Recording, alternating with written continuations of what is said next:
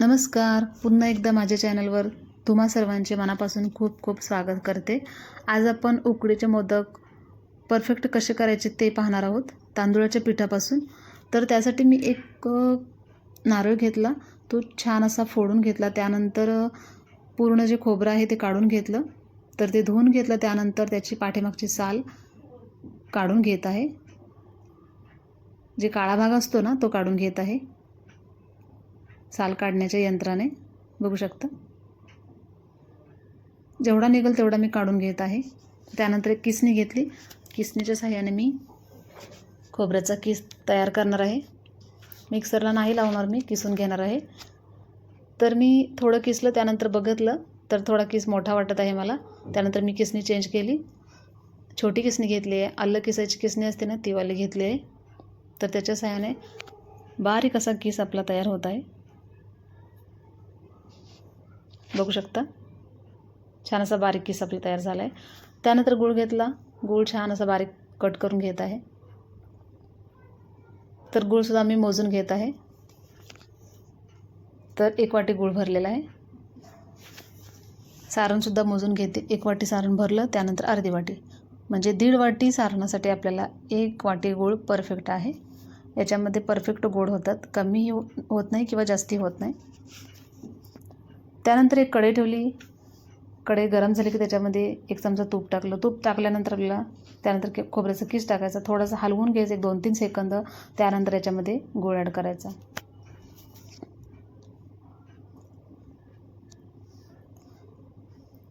बघू शकता गूळ ॲड केला आहे.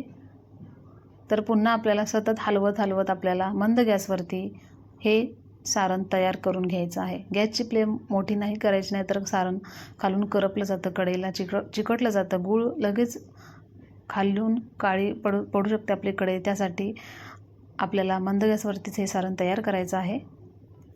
आणि सगळ्यात शेवटी आपल्याला वेलायची पावडर टाकायची, म्हणजे त्याचा स्वाद कायम टिकून राहतो. तर सारण तयार होत आहे आपलं.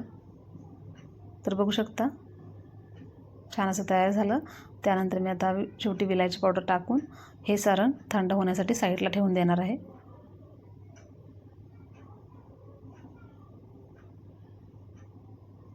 बघू शकता वेलायची पावडर टाकली. त्यानंतर मी गॅस बंद केला.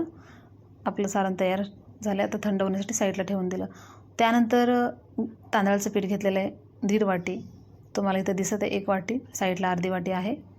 तर जेवढं तांदळाचं पीठ तेवढंच पाणी मी ॲड केलेलं आहे. गॅसवर एक कढई ठेवली, त्याच्यामध्ये 1.5 वाटी पाणी ओतून घेतलेलं आहे. त्यानंतर 1 चमचा साखर टाकली चवीसाठी. आपली जी पारी असते तिला थोडंसं गोडवा येण्यासाठी मी साखर टाकली आहे, थोडीशी, अगदी 1 चमचा फक्त. चवीनुसार मीठ टाकलं आणि पुन्हा 1 चमचा तूप आपल्या तेलामध्ये उकळी येण्यासाठी टाकलेलं आहे. तर आपल्याला हे पाणी छान असं कडक उकळून घ्यायचं आहे. उकळल्यानंतर गॅसची फ्लेम कमी करायची आणि आपल्याला जे तांदळाचं पीठ आहे 1.5 वाटी ते पूर्ण पीठ याच्यामध्ये ॲड करायचं आणि सतत हलवायचं आहे. खाली अजिबात चिकटू द्यायचं नाही कढईला. 2-3 सेकंदानंतर हलवून पुन्हा झाकण ठेवायचं. असं 2-3 वेळा आपल्याला करायचं आहे. एक 5-6 मिनटामध्ये आपलं जे तांदळाचं पीठ आहे छान असं वाफवलं जातं. आपण चेक करू शकतो की वाफवलं की नाही. एक गोळा घ्यायचा, तो छान असा आपल्या हातामध्ये गोल करायचा. तो गोळा आपल्या हाताला चिकटला नाही की समजायचं आपलं पीठ तयार झालं आहे. जर चिकटलं तर अजून थोडा वेळ आपलं पीठ गॅसवरती तयार होण्यासाठी ठेवावं लागतं आपल्याला. तर मी एका भांड्यामध्ये पीठ काढून घेतलं आहे. तर त्याच्या गाठी तयार झालेत, तर त्या पूर्ण गाठी आपल्याला फोडून घ्यायचे आहेत आणि छान असं मळून घ्यायचं आहे. तर बघू शकता मी एक वाटी घेतली, त्या वाटीच्या साहाय्याने पूर्ण गाठी आपल्याला मॅश करून घ्यायच्या आहेत ह्या. तर बघू शकता मी एक गोळा घेतला, तो पारी करून दाखवलं तुम्हाला. तर त्याला साईडून चिरा पडायला लागलेत. तर याचा अर्थ थोडं पाणी कमी पडलेलं आहे. कधी जुना तांदूळ असेल तर आपल्याला पाणी जास्त लागू शकतं, आणि जर नवीन तांदूळ असेल तर एवढं प्रमाण परफेक्ट आहे. याच्यामध्ये हे पीठ छान असं तयार होतं. तर पुन्हा मी अर्धी वाटी गरम पाणी घेतलेलं आहे. थोडं पाणी टाकून मी हा गोळा छान असा मळून घेत आहे. अगदी सैलसर भाकरी जशी होती आणि आपली सेम त्याच पद्धतीने आपल्याला हे पीठ तयार करून घ्यायचं आहे. त्यानंतर थोडंसं तेल घेतलं, 1 चमचा तेल घेतलं. ते तेलसुद्धा ह्या पिठाला छान असं मळून घ्यायचं आहे. बघू शकता मी लावून घेतलं आहे आणि त्यानंतर मी छोटे छोटे गोळे तयार करून घेणार आहे. तर एवढ्या पिठामध्ये 1.5 वाटी पिठामध्ये आपले 21 मोदक तयार होतात आणि 2 अजून एक्स्ट्रा छोटे छोटे गोळे तयार होतात. तर बघू शकता मी छान असे गोळे तयार केले. त्यानंतर तुम्हाला एक पारी करून दाखवते. तुम्हाला पारी जमत नसेल तर तुम्ही लाटून सुद्धा करू शकता. तर मी एक पारी करून घेतले.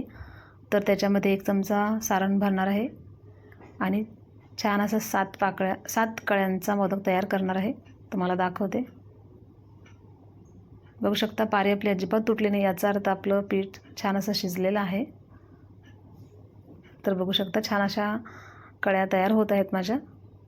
तर मधोमध आपल्या तळहाताच्या मधोमध घ्यायचं खोलगट भागामध्ये आणि साईडून प्रेस करत करत आपल्याला हा मोदक वरून पॅक करून बंद करायचा आहे. बघू शकता.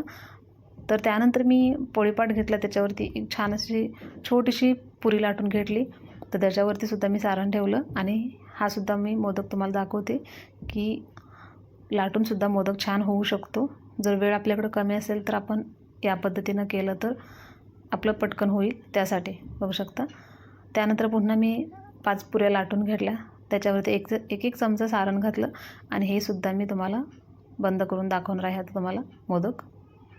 बघू शकता छान असे पॅक होतात. त्याचा अर्थ आपलं जे तांदळाच्या पिठाचं जे पीठ आहे ते छान असं शिजलेलं आहे.